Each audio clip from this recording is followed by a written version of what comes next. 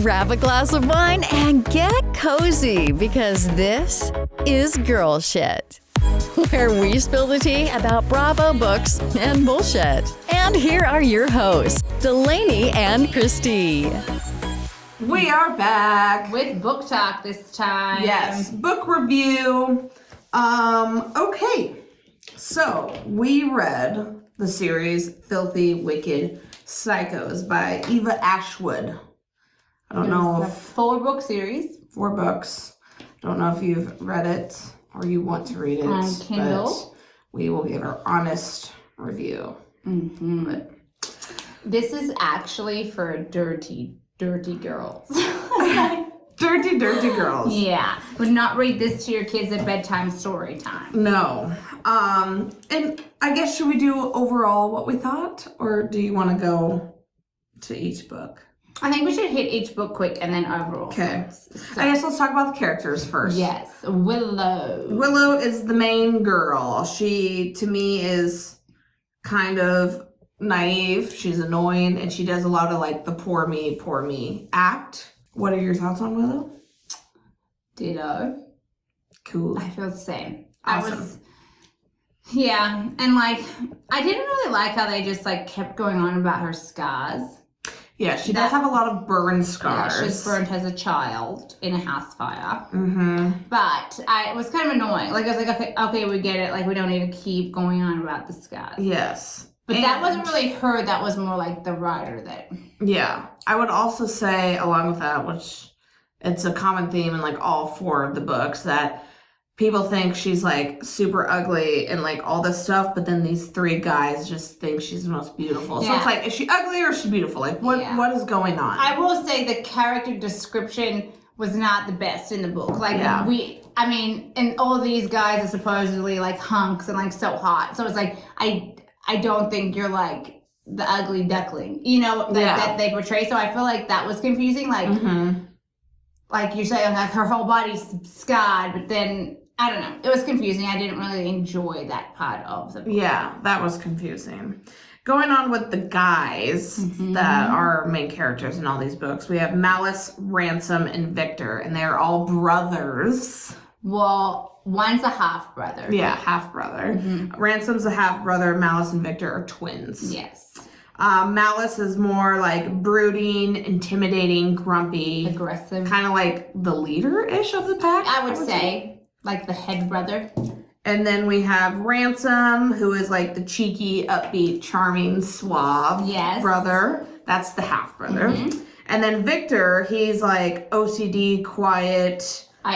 Crazy kind of, I feel like. Yeah, because he got abused by their father when they were younger. And so he just has like... Control freak issues. Yes, control freak issues. He's just very quiet. He's like a tech nerd kind of in the background. Virgin.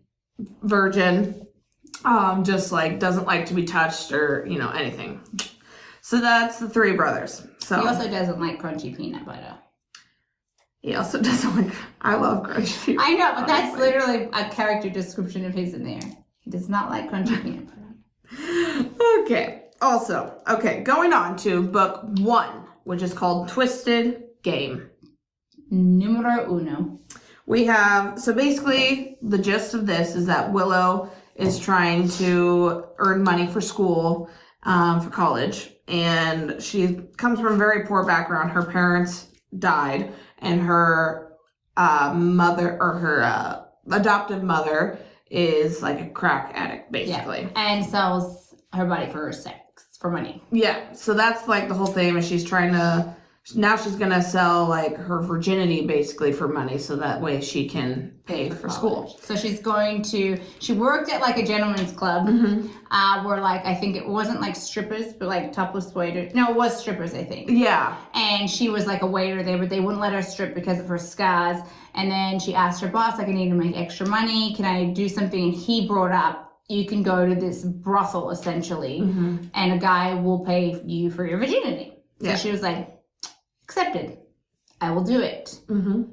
Yeah. So then she goes there one night to actually do it, and she's in the room with some Russian mobster, basically. That's fat and disgusting. Yes. And while things are like starting, the three brothers, the Ronan brothers, Malice, Ransom, and Victor, come in and kill the guy, but leave her alive. Malice actually wanted to kill her, but Ransom was like, no, let's leave her alive. So this guy killed their mother. Mm-hmm. So they were like, we're getting him back. And Malice was like, well, let's kill her because she's a witness. But Ransom was like, no, because then it doesn't make us any better than him. We're just killing somebody innocent, because of their vendetta. Yeah. So she stayed alive. Yes. But they had to keep tabs on her, so they like set up, Victor snuck into her apartment, set up video, like cameras so that they can watch her, and then a couple times they checked in on her when she was at school, so that way she knew that they were watching that, so she wouldn't tell anyone to get them in trouble. Well, while they were watching her, they became infatuated basically with her. They just like, I don't know, started loving her. But then she started to become infatuated with them and then started having like sex dreams and stuff about them. And they would watch her masturbate on the cameras in her bedroom. Yeah. Now, we do not condone anybody treating any women like this or selling your body for money for college. But the book is interesting and it is a good read if you like the kinky stuff. Yes.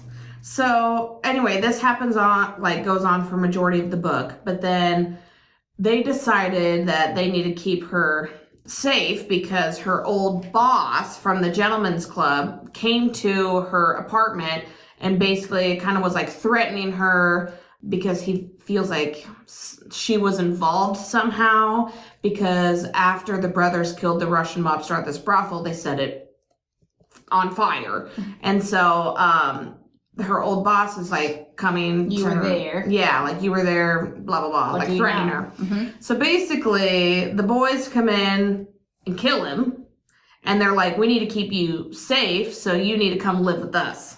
Well, because they were like, now you've seen two things we've done. Yeah. We got to keep closer tabs on you because we don't want you writing us out. So now they're making him move into their house / chop shop. Yeah, so she does. And then things get heated. So in the first book, majority of the book, honestly, there's like not really any spice. There's a couple times like where there's some like foreplay going on. Or like build up, like kind of like getting you hot and bothered, but doesn't actually like hit the spot. Yeah, until she like moves in with them. And then we have the first spicy scene where they're all all three of the brothers are in their living room with her. Oh yes. And they were like, this is my favorite. They were drinking some whiskey, and Malice was like, I want to give you a tattoo. That's He's also a tattoo artist, which is random. But very random, kind of weird throughout. I think it was trying to make him more bad boyish and because he actually went to jail for prison for I don't know how many years, I forgot, but a long time, and he started learning how to tattoo in prison. So now he tattoos himself, tattoos his brothers, and now he's giving Willow his first or her first tattoo. So he's doing that, and while he's tattooing her, one of the brothers, I think Ransom, starts like massaging, doing the double digit dance. the double digit. We read these dirty books, but then don't want to say fingering. It's hilarious. Yeah. Fingering her, rubbing her clit. Reading it is very different than talking about it. When I'm reading, I'm like, so now I'm talking about it. I'm like, this is a little weird. This is a little weird, but that's what's happening. Yeah. So anyway, she's getting off on him tattooing her and then Ransom doing her thing. And Victor's watching. Victor is watching. That's all he does in the beginning. So that's kind of the first spicy scene, then it gets a little deeper and literally. Yeah. Deeper. And Ransom was the first one to fuck her, right? Break the virginity. Yeah.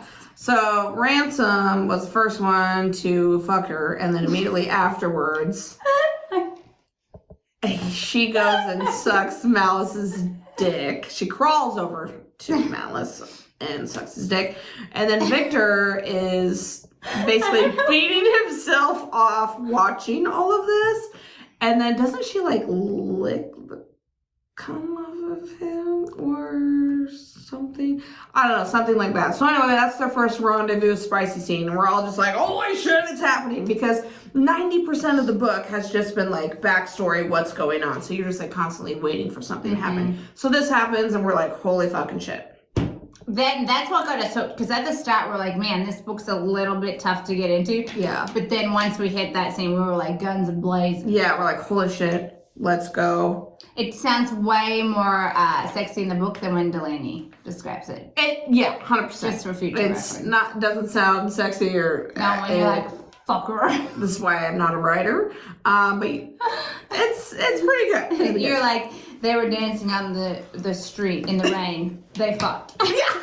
The end. Yeah, so not good. But it is pretty good. Yeah. So book one ends where, so she's staying in Ransom's room and they like fuck a little bit more, whatever. But it ends with her, she sees a light coming from Victor's room. She goes to Victor's room and she sees a video of her basically sucking Malice off and then Of the sex scene we just described, and they videoed it, and she's in shock that they would do that to her, and oh my god, these guys are I lost my virginity and all this stuff. And then there's like a little blurb saying how like they're using her, all this stuff, whatever. That's how the book one ends, because the boys actually are dealing with a person named X. And X has them do dirty jobs, Criminal jobs for X, basically for them, because you can go. Because they got Malice out of jail, but that was on the condition that they would do these jobs for X so he could be free. So they've kind of been doing these jobs, and like the whole book is built around this X character. That's what goes into book two. So book two, called Beautiful Devils, starts off with Willow. Basically, she left the Veronin brothers in the middle of the night because she's like, I can't believe they would do this to me. Fuck them. And then she basically gets taken by the brother of the Russian mobster that was killed by the Veronin brothers in the first book. Because they knew she was there hiding out with the Vernon brothers. Veronin? I think Veronin brothers. The V brothers. And they're going to use her to get to them. Yeah. So she was taken there. Basically, there's a whole bunch of shit that happens, yada, yada, yada. But she ends up in the hospital. And in the hospital... They say some other person saves her, remember, when the guy takes her? Yes. I don't remember that whole part, but yeah. Yeah, they take her and they put her in this warehouse, and some random person saves her, and then when she runs outside to be free, the brothers pull up. No, the brothers they didn't pull up there. That's right. They came at the hospital when she was leaving the hospital. Yeah, okay, so someone saves her, takes her to the hospital. She wakes up in the hospital and they're like, hey, you actually have a long lost relative that would like to talk to you. Lo and behold, it is her grandma Olivia. And Olivia is very like, she basically runs the city. Yeah. Like she's on a lot of committees and shit like that. It's a very proper old lady. Yes. Has lots of money. Well, pretends she has lots of money. Yeah. And Olivia takes her in, was like, you should come, stay with me, whatever. I'll provide for you. Yeah, I want to get to know you, blah, blah, blah. So she's leaving the hospital with Olivia, and then the Veronin brothers are outside the hospital, and they're like, oh my God, what happened? Blah, blah, blah. And then I don't think she talks to them or tells them why she left then. But she's just basically saying, I'm going. Yeah, I'm going with my grandma. Yeah. So this book was a little bit slow, actually really slow to start because of there's no spicy scenes because she's rekindling with her grandma. It wasn't a bad read though. Not like the first part of book one I felt was kind of tough, but like this wasn't a bad, because you're kind of invested in the character, so you're like, okay, well, what's happened? Where's this grandma come from? How does all this play out? So.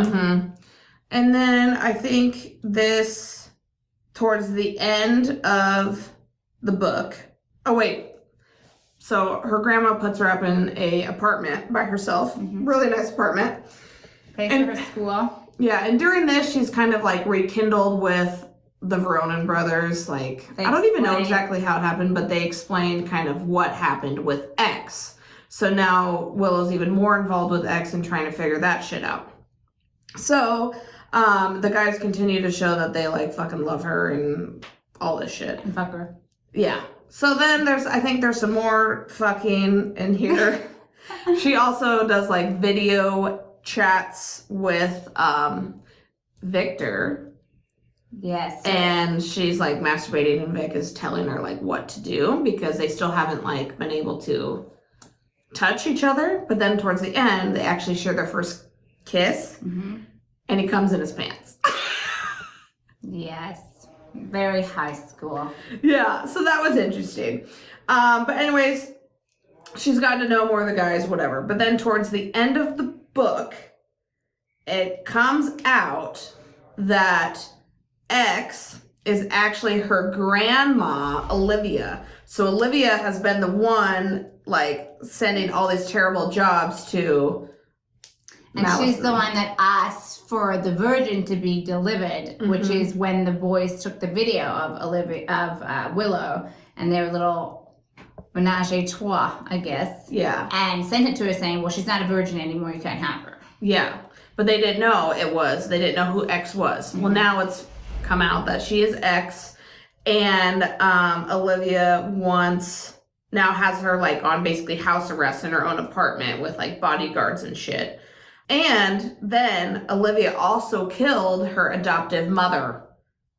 And her real mother. But that's how she gets the burns and the fires, because Olivia thought the mother was evil and was trying to take her son away. So she killed her in a fire and was hoping that Willow would die too. But she didn't. And now she has tons of scars. And so here we are. So that ends book 2. Then we go to book 3, which is called Corrupt View. And this one, I did not like, actually, this book made me uncomfortable because there was a lot of things that like could trigger like rape and assault. Yep. So if that is a huge trigger warning for you, probably just don't even read these books, honestly. Because it was like, the first book I felt like was great, but then the second one was okay, but then the last 2 that we're going to talk about just really weren't it. Honestly. They kind of lost me. There were some good spicy scenes, but overall it was like. And if you're triggered by anything like aggressive or anything that's happened to you in your past, I probably wouldn't even. No, don't even touch it. Visit this series because nothing has ever happened to me, and I was uncomfortable. Yes, I was very. This actually turned me off reading the books. So with book 3, Corrupt Vow, Olivia wants Willow basically to marry this guy named Troy, who also comes from a prominent family within Detroit. I think that's where it's and very wealthy. So she's trying to, because Olivia's whole like lifestyle and empire is crumbling. So she needs to link her empire with someone else that's successful so she can start building it back up and getting her money back. So that's why she's like, the only person living that I have is Willow, and so I'm gonna marry her off to Troy so she can keep her wealth and shit.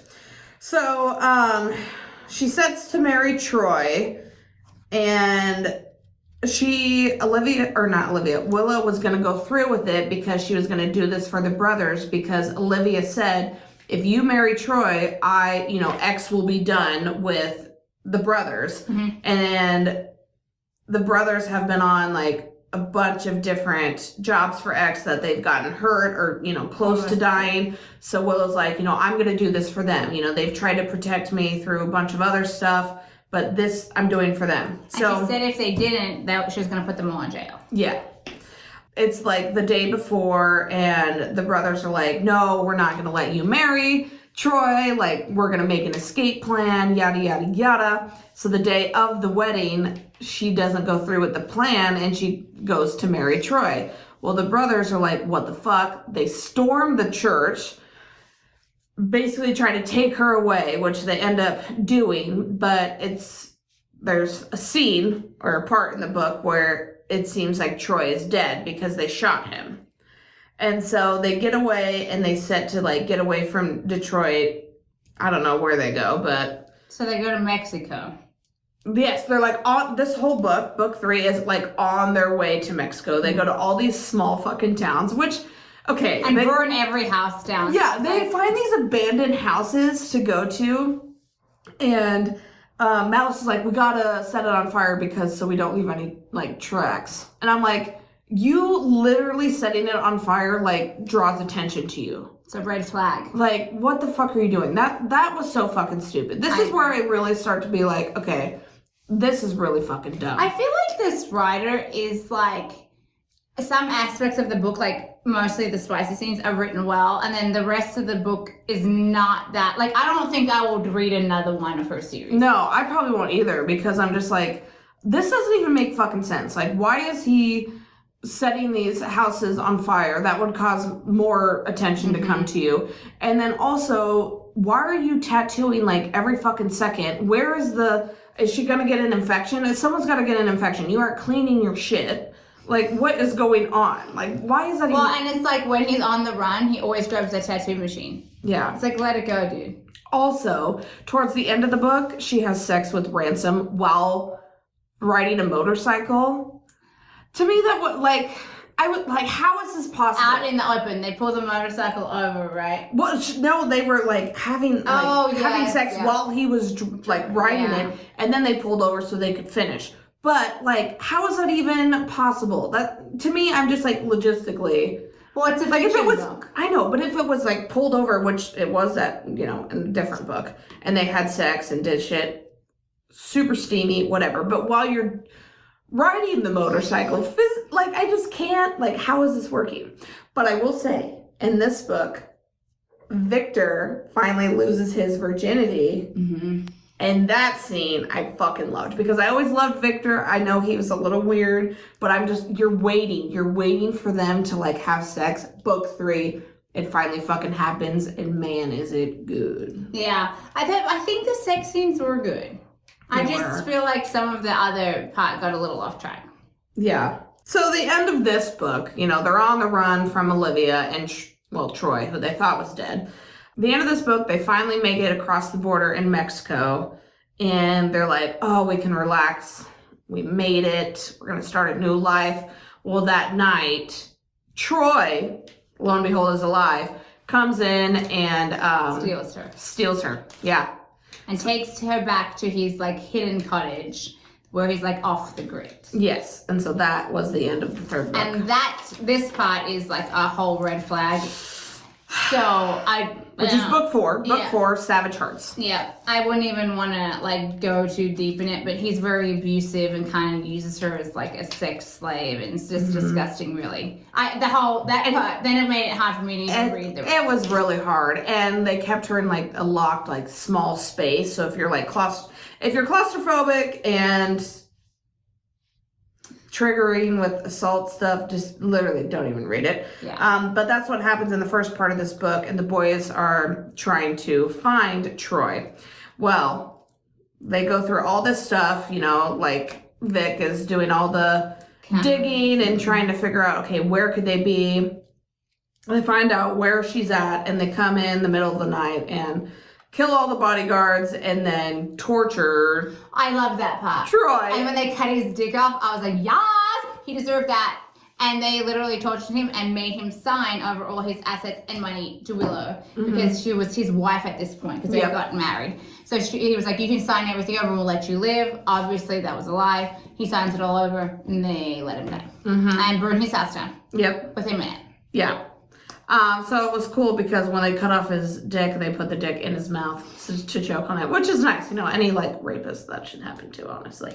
But anyways, so, they did get married. They, like, had drugged her coming back from Mexico. And then right when they got back to Detroit, they married, like, in, like, a room with, like, maybe 5 people, just to know that it was all there in the witnesses. And you know what I think what bothers me the most about these books is that the grandma was okay with what he was doing to her. That's what really, I think, creeped me out, because I'm like, that's just fucking gross. Yeah. Like, you don't let people do that to your family or anybody. But like... And that's the thing, is, like, she didn't even care. She didn't even, like, care what... She only cared about herself. And that really was just disgusting. Yeah. So, I mean, this was, like, kind of, like, strung out, because what happens in this book is, you know, she gets free, and then she gets Troy's money and the company, and then she goes to the board meetings and talks to Troy's parents and was like, you know, I don't know. Basically trying to take over the company, but she didn't want to, so she was trying to make them a deal.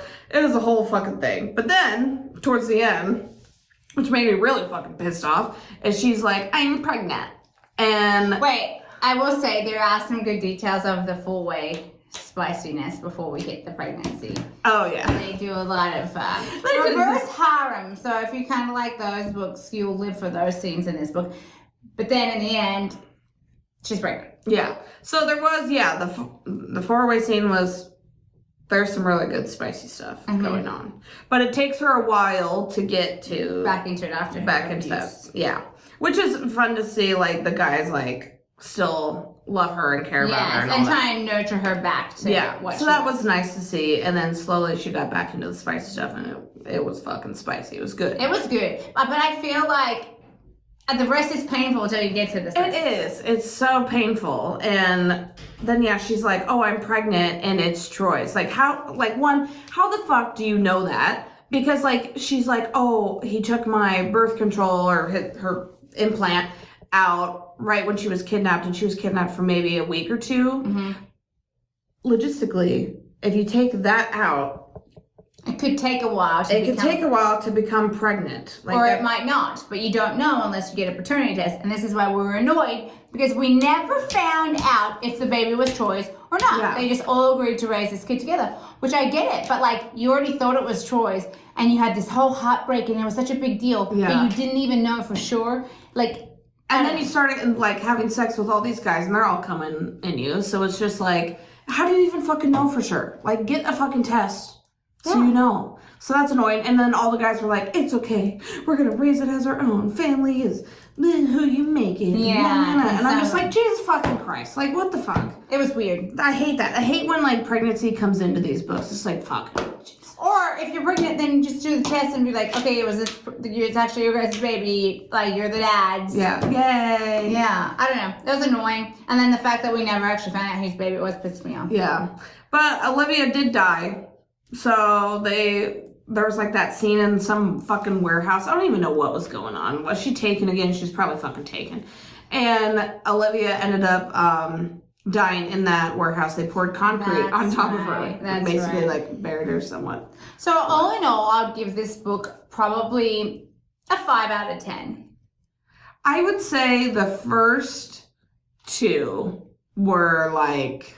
But you can't, because you have to read the whole thing. I know. So, the whole series, honestly, it probably went down to like a 4 or 3. Yeah. Actually, to be honest, probably 4 is fair. Because there were some good parts and there were some juicy stuff, but a lot of the rest was just like nonsense or like not really stuff. Like, I'm not trying to read a spicy book to be triggered by things. I'm trying to read it to get off. Not get off, but you know what I mean? Yeah, like... Basically, like, be turned on. That's the whole reason you read these books.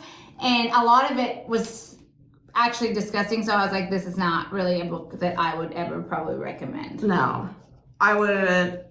At the beginning, I recommended it to a lot of people because... And they all felt the same by the end, so... Sorry. Some of us actually hate us. Some of them hate us now and will not take any more of our recommendations. Yes. That's Delaney's fault. It is my fault. Because I recommended it when I was like in the middle of like book 2, and I was like, fuck, this shit is good. It's really interesting. There's some parts it's like, okay, what? But majority of it is great. But now, reading all 4 of them, I'm like, this is ass. Actually, don't even do it. Yeah. So we give this book a 3.7 out of 10. I honestly probably won't even dip my toe in any more of her books either. I won't, no. Right now, we've decided to move on. If you want to read along with us, obviously, you're not going to be reading these books after that review. No. But we're reading Pucking Around by Emily Rath. And that, so far... is really good. But here's the kicker, is I have talked to my lash lady and one of my best friends who they both read like probably 100 and some books a year. It's actually quite insane. And they both said this book is one of like their top books. Like, it's so fucking good. So even though I don't read that much and I'm trying to take it from those people that do read a lot, and my best friend reads like all spice books, so this is good. So you should read it. We'll review it when we're done with it. Yes. But there is like a little prequel to it. It's only like 100 pages.